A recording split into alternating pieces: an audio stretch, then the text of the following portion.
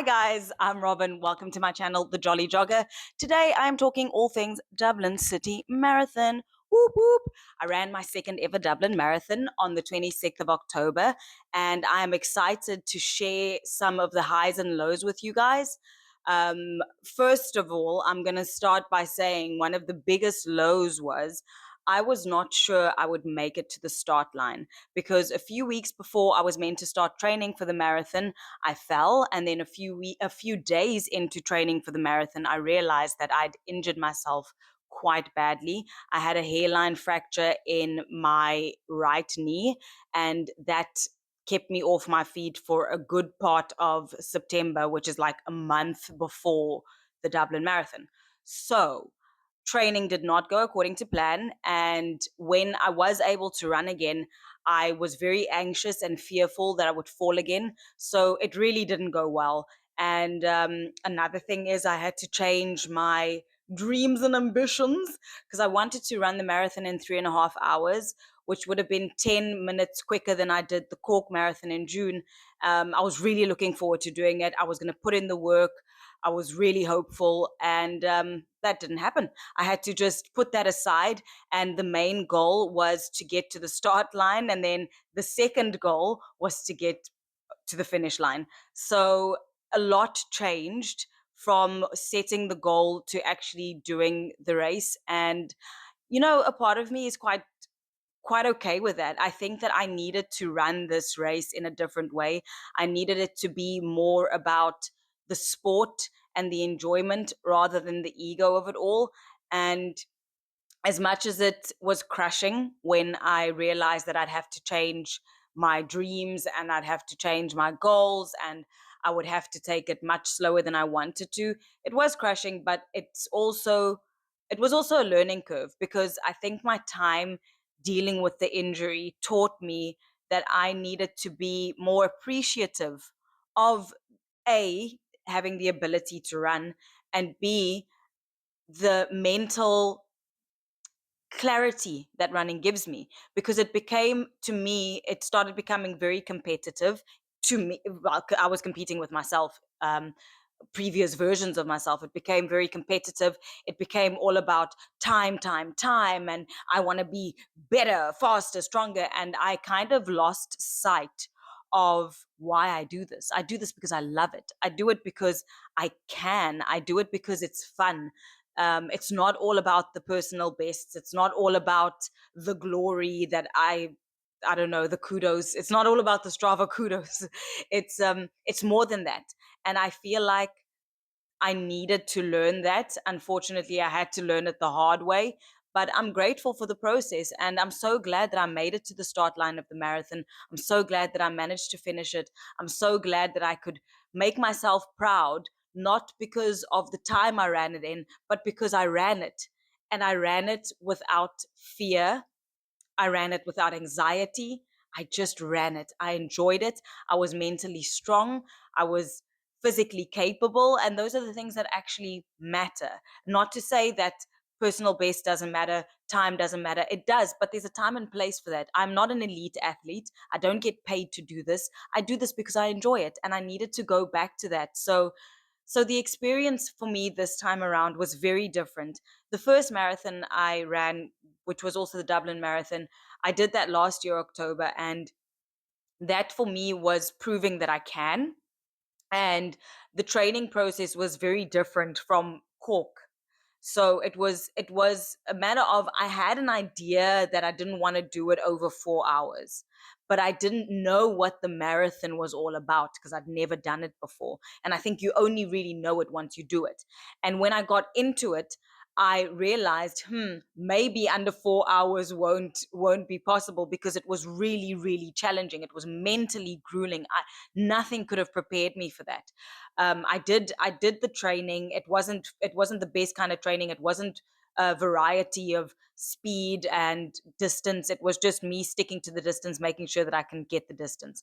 And when I got to the race, it was very challenging. I didn't realize how much mental strength was needed. I didn't realize that my fueling wasn't up to the standard that it needed to be. And I think that that made the race quite challenging. I've managed to do it under 4 hours, and I'm very proud of the time. But eventually, I think after the 30th kilometer, it became about finishing. I didn't really care about time anymore. I was just like, I need to get through this, because there was a point during that run where I even messaged my fiance and I said to him, I don't think I can do this anymore. I think I'm going to give up.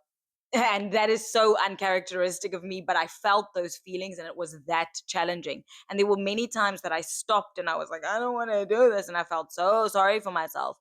But that didn't happen this time around. Even though I had more reasons to feel sorry for myself, that didn't happen this time around. And it also didn't happen during the Cork Marathon, because for the Cork Marathon, I was very prepared. I was very prepared. I changed my training style. I had a time in mind. I knew that I was going to do it. Um, my nutrition was still not where it needed to be. I didn't feel properly through the race. I think I could have done much better. Well, not much better, but I think I could have done a little better, um, had I fueled properly. But all in all, the Cork experience was very different. I think the Cork route is also more forgiving. I think I'll do a comparative video for you guys where I compare the Cork Marathon and the Dublin Marathon, especially for beginners who don't know which one they want to start with. I think I'll do that at a later stage. So I'm not going to delve into the Cork Marathon too much. Just me personally, I was better prepared. I did really well, managed to knock another 10 minutes off my time. Well, not another, but I managed to knock 10 minutes off my time, which was the goal. So things went really well for that. And then came Dublin, number two. And I was like, okay, Cork went well. Dublin's going to go well too. I'm going to get my 3.5 hours. If I could do it for Cork, I can do it for Dublin. I went into this space where I was like, I can do this. This is going to be my moment of glory. I'm going to do it. I'm going to get that PB. And then, boom, I fell and things had to shift. And a few days before the Dublin Marathon, I was dealing with a lot of feelings of fear and uncertainty, because falling was such a big deal for me at this point. I was really scared that I would fall again leading up to the marathon, during the marathon. I didn't even know at that point. I was like, I don't even know if I'm going to make it to the start line. I remember going to the expo and being very excited. But then immediately afterwards, when I got home and I got to settle in my thoughts, I was like, oh my gosh, am I really ready for this? Am I going to be able to do it? I know that I'm capable of running a marathon because I've done it before, but everyone is so different. I compared Cork to the first marathon, and I was like, those two were very different. So, like, what's to say that this one won't be different too? Just because you've done it before doesn't mean it's going to go fabulously. So, I was very scared. And the day before the marathon, I was petrified. I was very uncertain. I was like, I don't know if I should actually do this. I don't know if I'm able to. I don't know if I can. I didn't know if I could. And it took a lot of thinking. It took a lot of praying. It took a lot of focusing. But I made it to the start line, and I think that's why I keep talking about start line versus finish line, because for me it was a two-step process. Well, three-step actually. It was make it to the start line, make it through the race, make it past the finish line. That's what I had to start thinking of it as. So I said to myself, okay, if we can make it to the start line, then good, we've ticked one box. Then we can make it through the race, then we've ticked another. Then we can make it to the finish line, then we've ticked another. So I had to take it in those little bite sizes. And one thing that I really, really focused on during the run, and that really helped me be less stressed about falling, hurting myself, not finishing, was focusing on my nutrition. Because right before um, I started training, I was doing a little bit of research. I was doing a little research and I realized, okay, I need to be taking gels almost every 30 minutes. And that's how I started doing the training for the longer runs. I would take a gel every 30 minutes, see how it goes with my stomach and, how it helps with energy. So my main focus throughout the marathon was take a gel every 30 minutes. So the whole time I was like this. looking not at pace, not at time, while looking at time to just make sure that every 30 minutes I'm taking this gel. And sometimes I would look down and I was like, oh, I've still got 10 more minutes to go. I'm not gonna wait. I'm just gonna take the gel. So focusing on that actually helped me to not focus on negative thoughts or negative feelings or fear, or like the fear or anything like that. It helped me focus on making sure that I have enough fuel in me to keep going. And I really think that that made the experience much better than the first one ever. Now, I will say, I ran my first marathon in 3 hours, 51 minutes, and whatever seconds. And this one I ran in 4 hours, 4 minutes, and 30 seconds. So I was slower than the first one, but I had a better time than the first one mentally. I was mentally stronger. I didn't stop as much. When I stopped was to take out a gel because my hands were a little cold, so I couldn't run and do the gel removal at the same time. So I had to go aside, take it out, take it, and then keep going. I stopped to encourage someone to keep going and have a little conversation with them. Um, I stopped to put on gloves. I stopped to take off gloves, I think. And that was about it. It was minimal stopping, very brief, but it wasn't stopping like with the first time. When I stopped, I was like, I don't know if I can do this. This was just I've got things to do and it'll be easier to do if I'm stationary. So that's all it was for me. I was mentally much better this time around and I didn't expect that.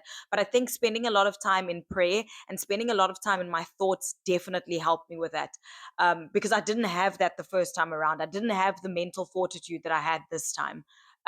Even though I did physically better then, I definitely did mentally better now.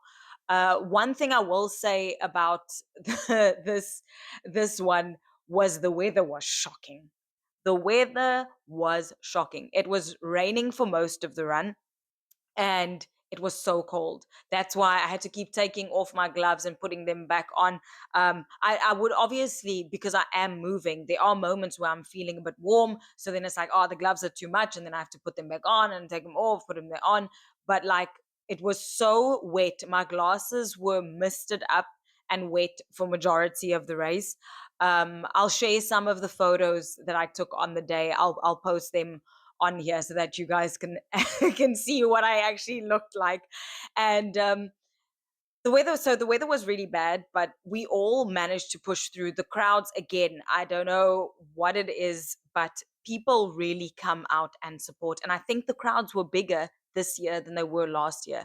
And again, having strangers scream for you when you are going through like a struggle session is incredible. I think that anyone who goes out there, takes time out of their day to support a loved one or just to cheer on a bunch of strangers, you are a godsend, because honestly, we need you guys to keep going. I know many of us go out there and, my family wasn't at every stop. They weren't there cheering me on the whole time. So there were times when, you're 20 something kilometers in and you're going, oh, this is so challenging, and you just get a stranger who sees your name and goes, "Go, Robin, you're doing great." And you're like, "Oh my gosh, thank you so much." It really makes a difference. It's huge. So, to everyone out there, families, friends, strangers, you guys who go out there and support, thank you. We would not be able to get to that finish line without you guys. The work we put in is is very important, definitely, but a lot of the time when you get to kilometer 37, you start thinking, what the heck was I thinking? And then you just get this random stranger who screams your name and you're like, oh yeah, I can do this. Thank you, thank you, thank you for the reminder. I can do this. Okay. And then you keep going. So which actually leads me to this point. As much as I was mentally much better for this marathon than I was for my first one, there were times when I went, what were you thinking? I said to myself, my girl, you don't need to be running 42 kilometers. Why would you do this? This is ridiculous. And and I said it to myself once or twice. And then each time I would go, okay, stop. Don't slip into that zone. But I definitely had those thoughts. And immediately after this, which I've never said before, Immediately after this marathon, I looked at my fiance and I said, I will never do this again. You hear me? I will never do this again. And needless to say, it wasn't even a few hours later. I was like, oh, yes, I've got that ultra marathon in February. I need to start training for that. So that was my Dublin Marathon experience. I am wearing this very proudly. I'm wearing my merch very proudly. And I've got this beanie, which I'm not wearing very proudly because I'm not a beanie girl and it doesn't look very attractive, but I will definitely be wearing it when it's cold. Um, just not in these videos because you guys don't need to see me in that light. You guys don't need to see me in that light. Anyway, thank you so much for watching.